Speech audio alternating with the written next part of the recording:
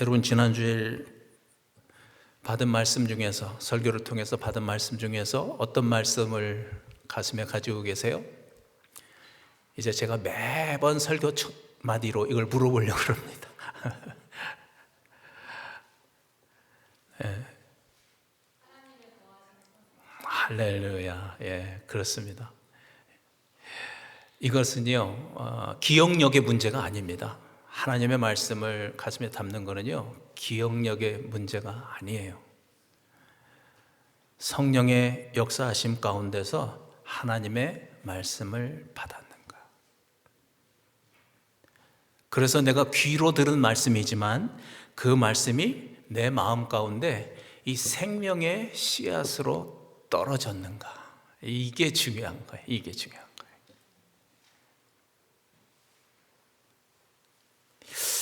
에베소서 2장 10절 말씀 우리 다시 한번 하겠습니다. 시작.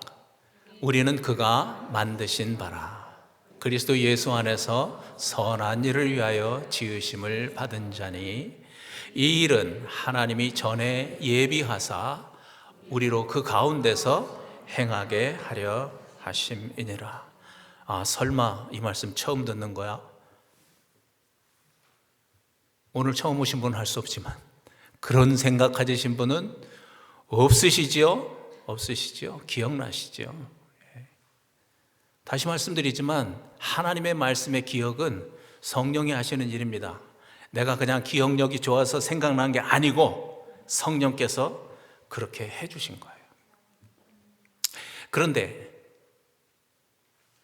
어떤 방법으로 하나님께서 우리를 최고의 걸작품으로 만드셨다고 하셨죠?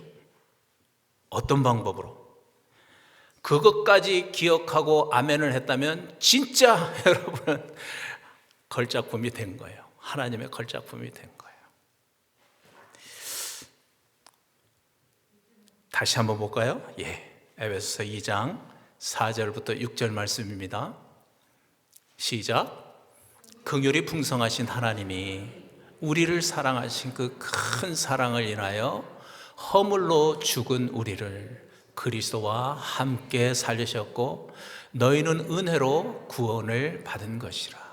또 함께 일으키사 그리스도 예수 안에서 함께 하늘에 앉히시니. 우리가 기가 막힌 하나님의 걸작품이 된 이유는 하나님께서 우리만 살려내신 것이 아니고 누구와 함께? 그리스도와 함께 살려내셨기 때문에 그런 것입니다. 중요한 것은 함께라고 그랬죠. 우리가 부활을 증거로 예수님을 주님으로 영접했을 때 약속대로 내가 주님으로 믿은 그 그리스도가 내 안에 들어오셔서 함께 사시는 겁니다. 함께 사는 거예요. 여러분, 이게 제대로 된 믿음인 거예요. 이렇게 태초에 천지 만물을 다 창조하신 하나님께서 바로 그 창조의 능력으로 허물과 죄로 죽어 있었던 우리를 이렇게 그리스도를 품은 최고의 걸작품으로 살려내신 거예요. 다시 창조하신 거예요. 다시 새로운 피조물로 만드신 거예요. 다시 거듭 태어나게 하신 거예요. 이것이 그 하나님의 풍성하신 긍휼로 우리에게 베풀어 주신 말할 수 없는 그 큰 사랑인 거예요. 그 큰 사랑이.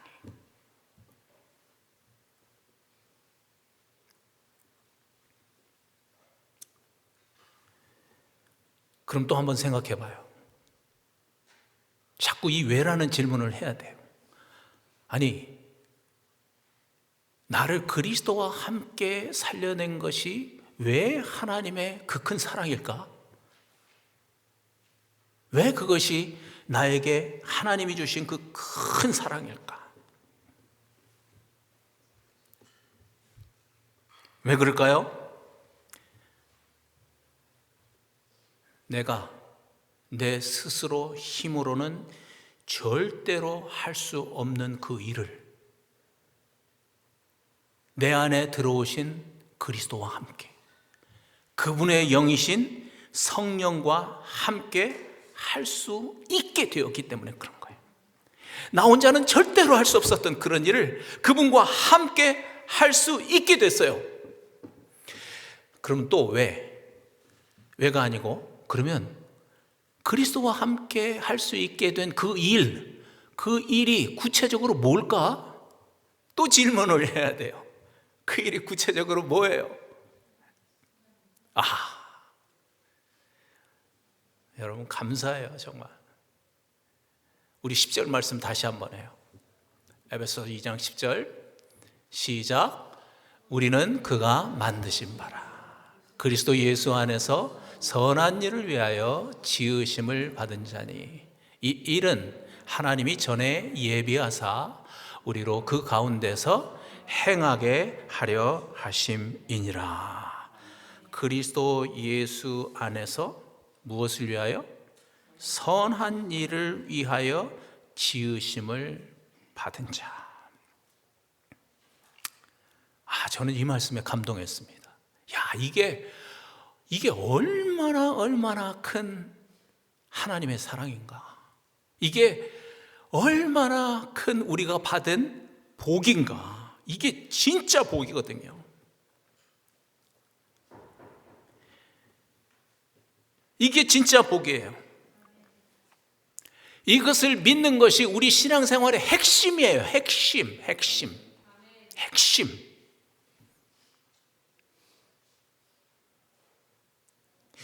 그래서 제가 다시 이렇게 반복하고 있는 거예요. 여러분 이 말씀을 오해를 하면요, 이게 얼마나 큰 사랑인지, 이게 얼마나 내가 받은 큰 복인지를 몰라요. 어떤 오해를 하는 줄 아세요? 이 말씀을 보면서 저도 옛날에 그랬는데, 이제 하나님이 나를 기가 막힌 걸작품으로 만들어 주셨으니까 내가 그 은혜를 생각하고 그 사랑을 생각하고 이제 열심히 노력해서 하나님의 말씀에 순종하며 살아야지. 그런 뜻이 아니라는 거예요. 그런 뜻이 아니에요. 그럼 무슨 뜻이에요, 이 말이?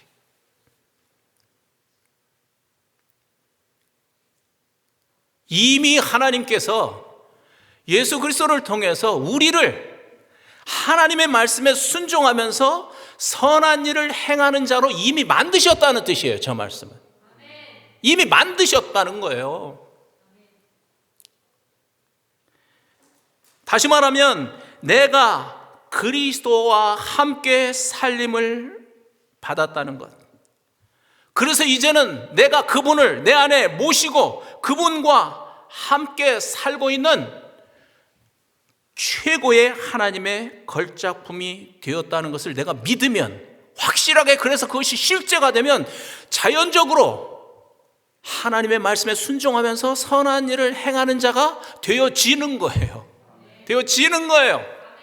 그래서 좋은 나무가 좋은 열매를 맺는 거죠.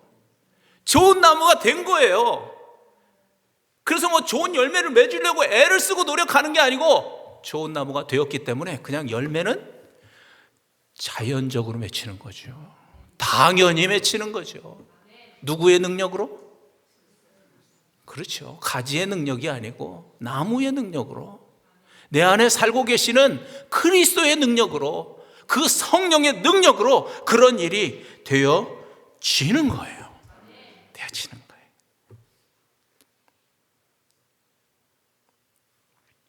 혹시 여러분 앤드루 머레이라고 하는 목사님 이름을 들어보셨나요?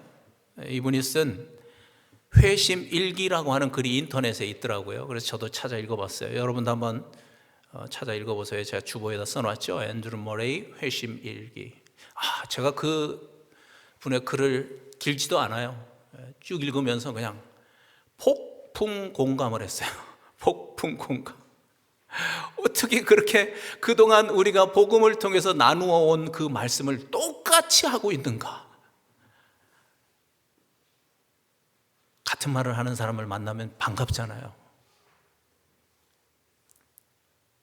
그분이 이런 말을 하셨어요. 거기다 써놨어요. 잘 들어보세요. 하나님은 몸소 하나님의 부분을 담당하실 뿐만 아니라 나의 목까지도 수행하신다.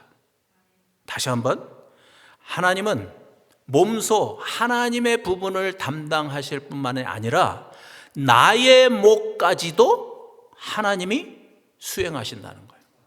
이게 무슨 말인지 이해되시죠, 이제는? 그런데 이 목사님이 그 써놨어요. 자기가 이것을 깨닫는데 15년이 걸렸대요.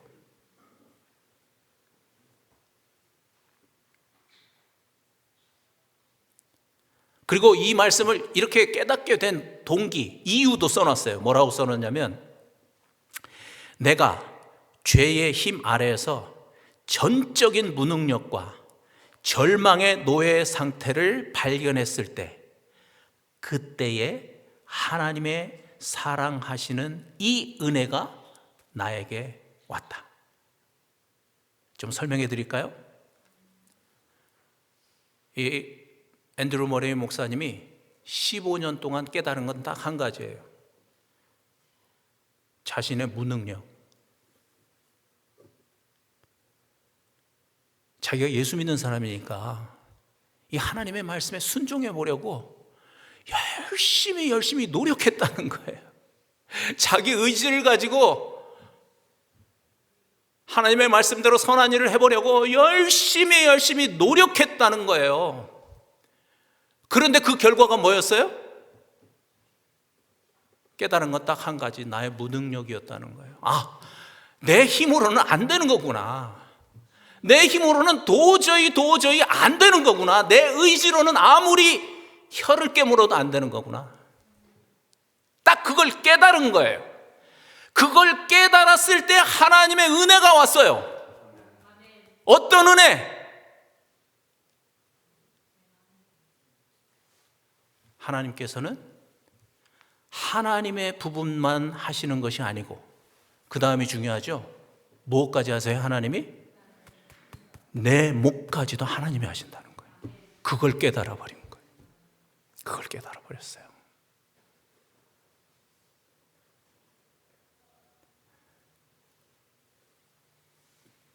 그래서 이분이 주장하는 건 다른 게 아니에요.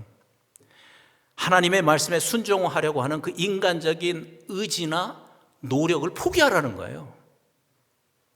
그래서 영어로 이렇게 써놨어요. I had to die to self-effort. 뭐에 대해서 죽으래요? My effort에 대해서 죽으래요.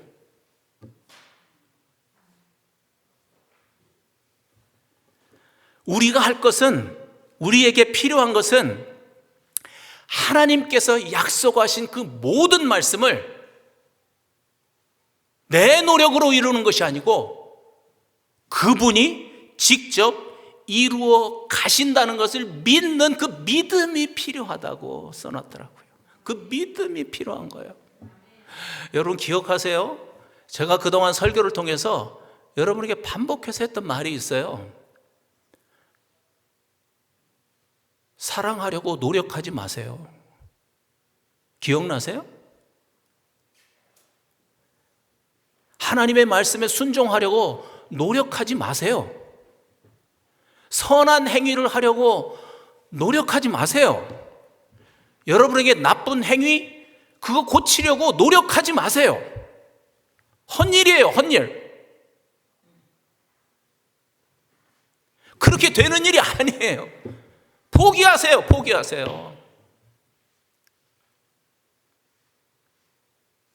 그리고 우리가 해야 될 일이 딱 한 가지가 있는 거예요. 그건 뭐겠어요? 믿는 거죠. 믿는 거예요. 이게 우리가 해야 될 일인 거예요. 이게.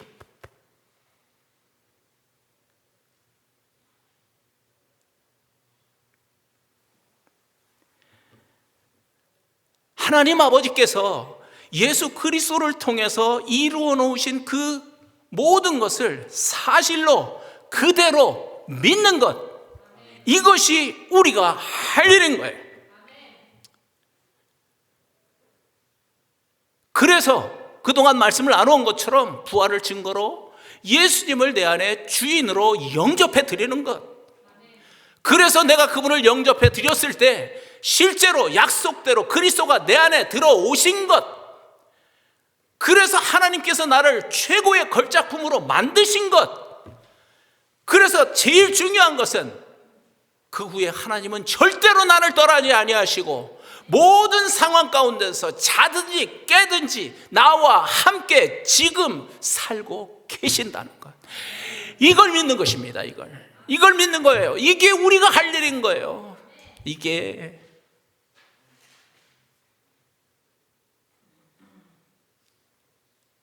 좋은 나무가 되는 거고요. 그러면 예수님 말씀하신 대로 좋은 나무 열매가 맺혀요. 사랑이 되어져요. 하나님의 말씀에 대한 순종이 되어져요. 선한 일이 되어져요. 나쁜 습관이 끊어져요. 도박하는 거, 술 마시는 거, 음란 비디오 보는 거, 여러분 혹시 그런 분 있으면 노력해 보셨죠? 되던가요? 안 돼요. 그게 은혜예요. 안 된다는 거 아는 거.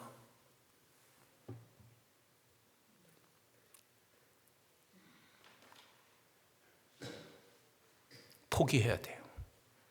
그리고 이제는 진짜 내가 해야 할 일을 하는 거죠. 믿는 거예요. 지금 제가 말씀드렸듯이 하나님께서 예수님을 통해서 하신 그 일을 그냥 그대로 믿는 거예요. 그런데 예전에 제가 이렇게 설교를 하고 성경 공부를 가르치면 이런 사람이 있어요. 목사님, 그건 알겠는데 근데 안 믿어지는데 어떡하죠? 그 질문을 받을 때는 그냥 제가 뒤로 딱 넘어지겠더라고요. 나도 어떻게 할 수가 없는데 어떻게? 그래, 그럼 뭐 기다려보자. 믿어질 때까지. 그러고 말았어요. 여러분, 믿음도요, 내가 노력해서 믿어지는 거 아니에요. 믿어줘야 돼요.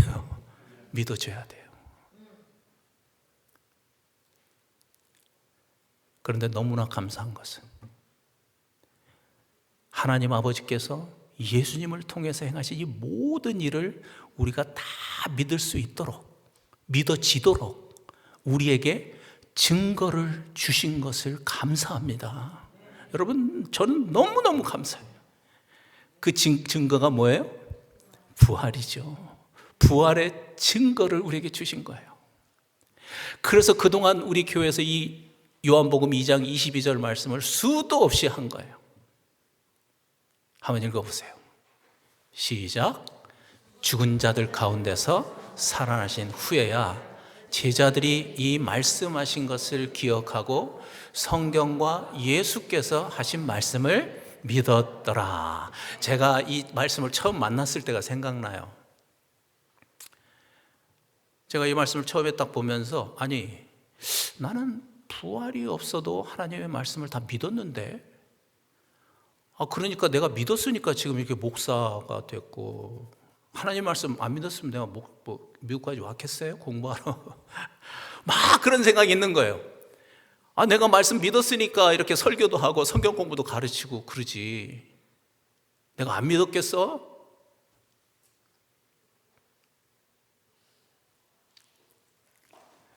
그러다가 제가 저 말씀을 이렇게 자세히 보고 딱 머리를 치는 게 있었어요. 얘가 반응하네. 그건 뭐냐면 제자들을 이렇게 가만 보니까요, 제자들은 예수님의 설교를 직접 들은 사람들이에요. 귀로. 제자들은 예수님이 행하시는 그 기적을 직접 눈으로 본 사람들이에요. 그 기적에 직접 참여했던 사람들이에요. 베드로는 막 물 위도 걸어 다녔어요. 무려 예수님하고 같이 3년 이상을 함께 살았어요. 그런데 저 말씀의 뜻이 뭐예요? 그런데도 예수님의 말씀을 믿지 못했었다는 거예요. 제가 그걸 딱 알고 보니까 나는 예수님을 본 적도 없고 예수님한테 직접 설교를 들은 적도 없는데 근데 왜 나는 그걸 믿는다고 그랬지? 딱 그 생각이 딱 드는 거예요. 그 생각. 그래서 저 말씀 앞에서 제가 교만이 딱 깨져버렸어요. 겸손해질 수밖에 없었어요. 그러면서 제 눈에 확 들어온 말씀이 부활하신 후에야, 이 말이었어요. 부활하신 후에야 제자들도 믿었다. 그랬구나. 부활을 통해서 예수라는 사람, 자기들하고 함께 살았던 그 예수라는 사람 아닙니까? 그 사람이 당신의 말대로 구약에 예언한 대로 진짜 하늘나라에서 하나님 아버지가 보내신 성자 하나님이시구나. 이분이 창조주 하나님이시구나. 이걸 딱 알아버리는 순간 구약의 성경의 말씀뿐만 아니라 예수님께서 하신 모든 말씀이 그냥 믿어진 거예요. 믿어졌어요.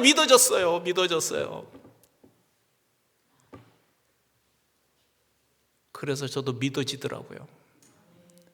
물론 그전에도 믿었지만 이 말씀은 믿어지고 저 말씀은 이건 이상한데 그랬던 말씀들이 그냥 다 믿어졌어요. 믿어줘야 돼요.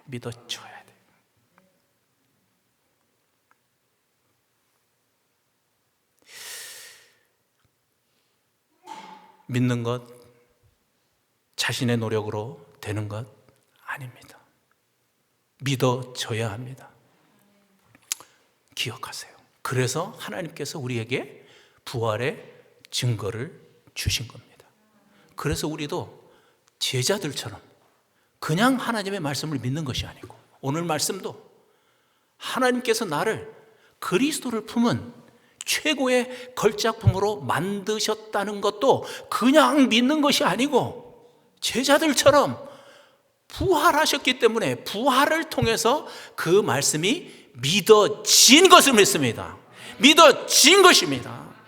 좋은 나무가 되어진 거예요.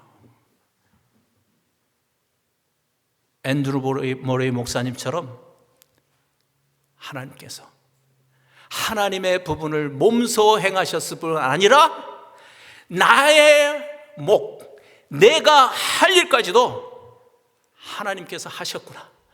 이것을 우리도 그래서 경험할 수 있게 되는 거예요. 경험할 수 있게 되는 거예요. 같은 고백을 우리도 할 수 있게 되는 거죠. 질그릇인 나의 능력이 아니고 내 안에 살고 계시는 하나님의 능력으로 그렇게 되어지는 것입니다. 아멘.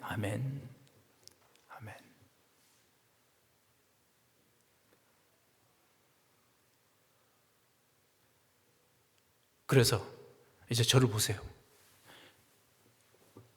여러분 공부할 때 절대로 혼자 하지 마세요. 여러분은 그리스도를 품은 걸작품이에요. 그리스도가 함께 계시는 거예요. 그리스도와 함께 공부하세요. 우리 집사님 아까 기도 깜짝 놀랐어요. 정말 우리 아이들도 그렇게 공부하면 이 아이들이 어떤 인물들이 되겠습니까? 진짜 최고의 걸작품이 되지 않겠습니까? 누구의 능력으로?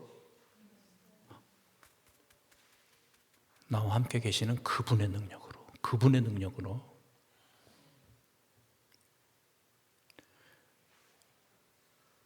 직장에 가서 일하실 때 절대로 혼자 하지 마세요. 여러분은 최고의 걸작품이에요. 어떤 걸작품? 그리스도를 품고 그분과 함께 살고 있는 걸작품이에요. 그래서 이미 그리스도가 함께 가셨어요. 문제는 믿음으로 그것을 인정해야 되는 거죠. 인정해야 되는 거예요. 그러면 그 자리가 단지 돈 벌어서 식구 먹여 살리는 자리가 아니라니까요.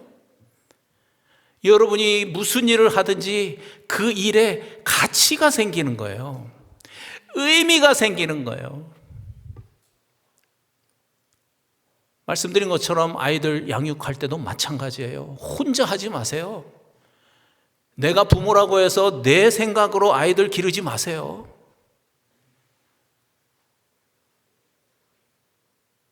그분이 함께하고 계세요. 그 생각 자체를 하나님이 기뻐하세요.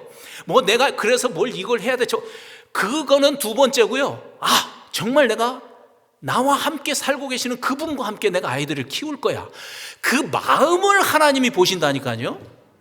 그 마음을 하나님이 보세요. 그분과 함께 공부할 거야. 그분과 함께 일할 거야. 그 마음을 보시는 거예요. 그 믿음을 보시는 거예요. 믿음.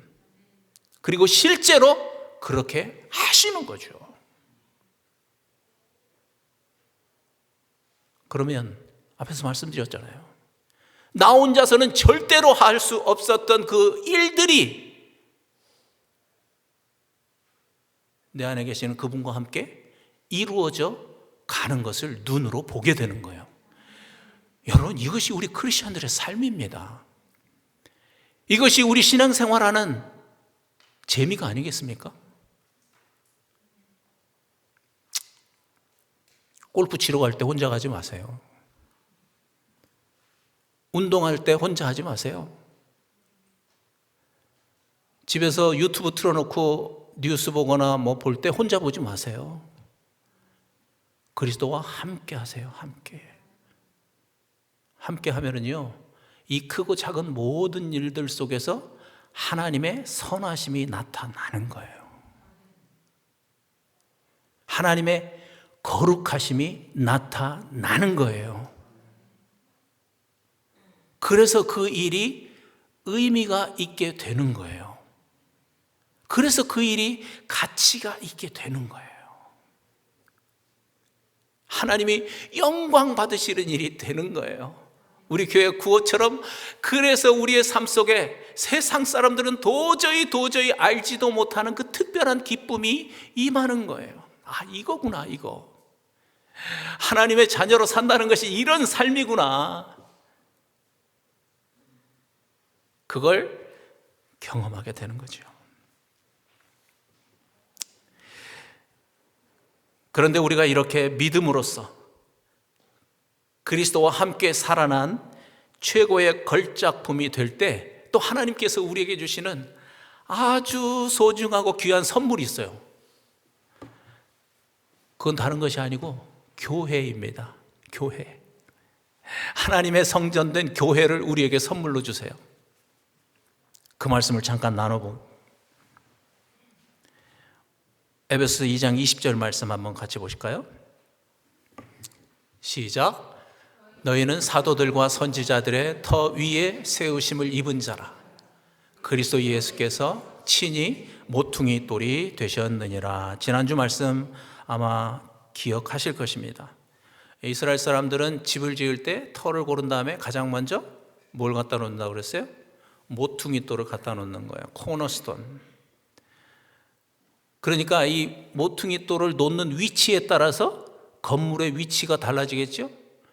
이 모퉁이 돌을 놓는 방향에 따라서 건물의 방향도 달라지겠죠? 그러니까 이 모퉁이 돌이 굉장히 중요한 거예요. 왜냐하면 모퉁이 돌로부터 시작해서 벽을 쌓기 시작하잖아요. 벽을 쌓고 또 벽을 쌓고. 그래서 모퉁이 돌을 중심으로 작은 방들, 건물들이 모여서 완성이 되는 거 아니겠습니까? 그런데 또 모퉁이 돌에 아주 중요한 역할이 있습니다. 그게 21절이에요. 21절 말씀. 시작. 그의 안에서, 그가 누굴까요? 그리스도 안에서죠. 모퉁이 돌 된 그리스도. 시작. 그의 안에서 건물마다 서로 연결하여 주 안에서 성전이 되어 가고. 모퉁이 돌의 중요한 역할은 뭐냐면 연결하는 거예요. 벽과 벽을 연결하고 그래서 결국은 건물과 건물을 연결하는 역할을 하세요. 그래서 이 모퉁이 돌을 중심으로 말씀드린 것처럼 작은 건물들이 서로 연결이 되어서 온전한 성전으로 완성이 되는 거예요. 여러분, 그러니까 우리가 이 모퉁이 돌 대신 예수 그리스도를 주인으로 믿는 그 믿음으로 서로 연결이 되는 거예요. 이 말 대단히 중요합니다.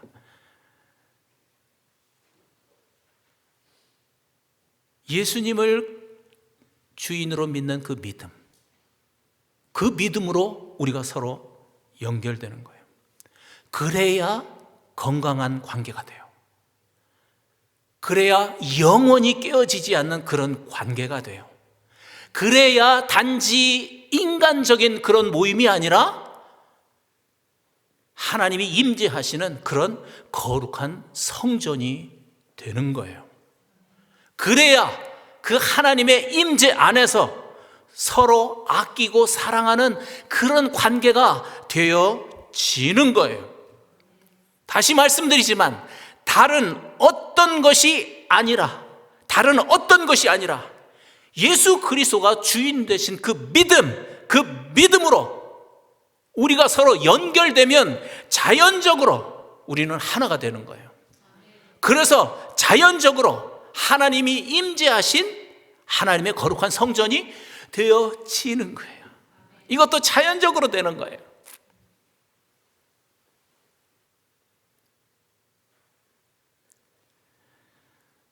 여러분도 경험을 하셨겠지만 이 사람의 관계, 인간 관계라는 건요, 유리잔 같습니다.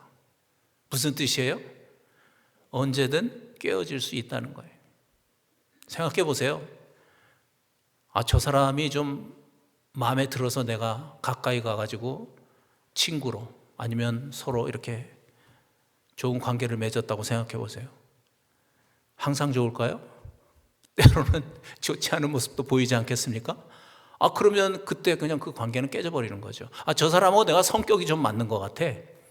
그래가지고 가까이 접근해서 좀 관계를 이렇게 잘 했는데 어느 날 보니까 그 성격이 엉망이네. 그럼 그 관계는 깨지는 거예요. 왜냐하면 그 관계를 맺게 된 이유가 거기에 있기 때문에 그런 거죠. 그러니까 이 사람에게 붙었다 저 사람에게 붙었다 정신없이 왔다 갔다 하는 거죠. 그게 인간관계예요. 교회 안에서도 마찬가지입니다. 모퉁이 돌이 중심이 되지 아니하면 그렇게 사람의 관계를 맺으려고 하거든요. 그러다 보면 무슨 일이 일어날 것인지 말씀드리지 않아도 짐작을 할 겁니다. 여러분, 저도 이렇게 교회를 오래 다녔고 또 담임 목사로 이렇게 교회를 섬기면서 정말 뼈저리게 느꼈어요. 사람의 의리, 어떤 사람의 그런 호불호를 가지고 교회 안에서 사람의 관계를 맺으면 그 끝이 결국은 좋지 않은 결과로 끝나는 걸 수도 없이 보았습니다. 그래서 저는 저에게 얘기했어요. 이 사람의 정으로 맺어지는 그 관계가 정말 이거 무서운 거구나. 사람은 언제 돌변할지 몰라요. 저도 마찬가지예요. 저 자신을 생각했을 때 마찬가지예요. 그래서 절실해지는 거예요. 그래서 제가 결심한 거예요. 나는 교회 안에서 복음을 증거하리라. 예수 그리스도의 주되심을 증거하리라. 반복해서 믿을 때까지 믿은 사람에게도 이 복음을 증거하리라. 그래서 정말 예수님이 주님이 되면 제가 뭐라고 잔소리를 하지 않아도 그분이 모퉁이 돌이 되었기 때문에 건강한 교회로 그냥 자라가는 거예요. 누가 하세요? 모퉁이 돌이신 하나님께서 하시는 거예요. 그리스도께서 그렇게 하시는 거예요. 그런 아름다운 관계를 맺어가게 하시는 거예요.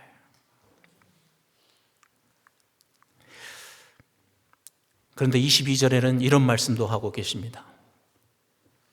22절 마지막으로 이 말씀 한번 같이 할까요? 시작.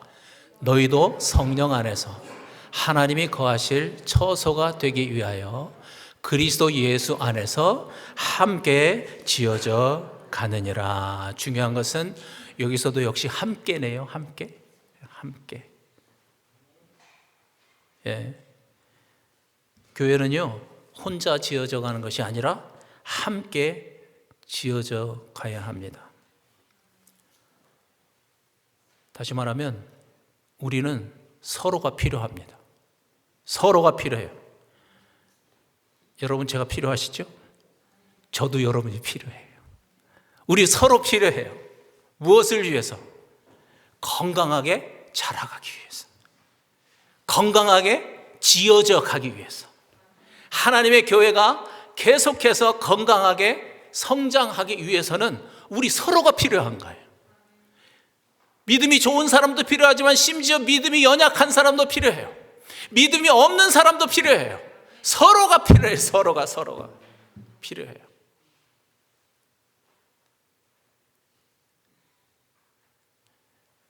그래서 모퉁이 돌이 되신 우리 주님, 우리 교회의 머리가 되신 주님이 하신 일은 다른 게 아니고 우리가 서로 필요하기 때문에 우리를 이곳에 이렇게 모아 놓으셨어요. 그걸 인정해야 돼요. 누가 하셨어요? 주님이 하셨어요.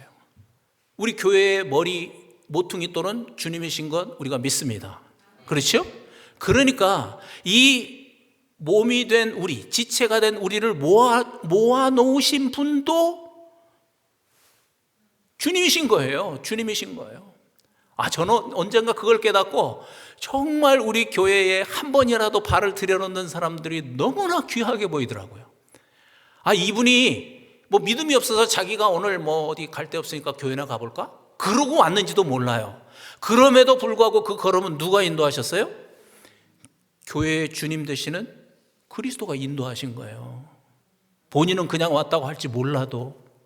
그러고 보니까, 그걸 알고 보니까 제가 너무나 우리 교회에 오시는 분들이 귀한 거죠. 주님이 보내셨구나. 주님이 보내셨구나. 왜?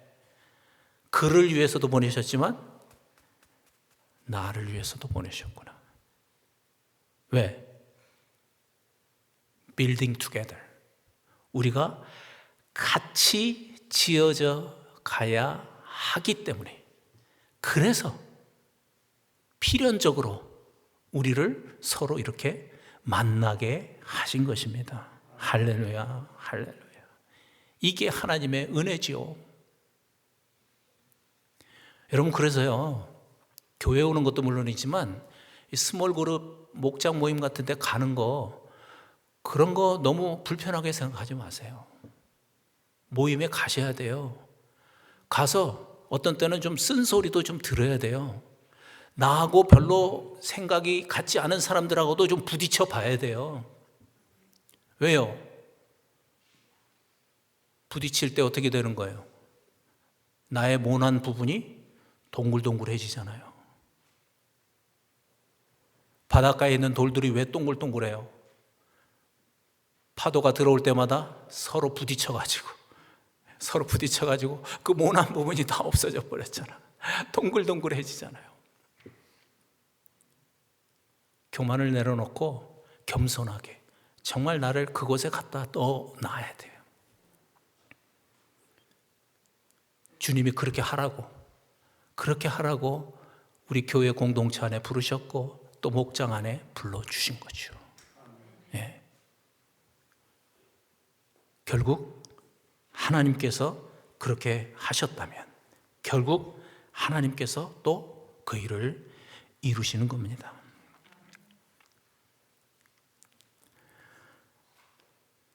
저는 여러분 앞에서 설교를 마치면서 또 이렇게 고백하겠습니다. 여러분도 공감이 되시면 아멘을 하시기를 바랍니다. 저는 우리 기쁨의 강은 그리스도를 품은 하나님의 최고의 작품들이 모인 그래서 하나님이 거하시는 거룩한 성전인 것을 믿습니다.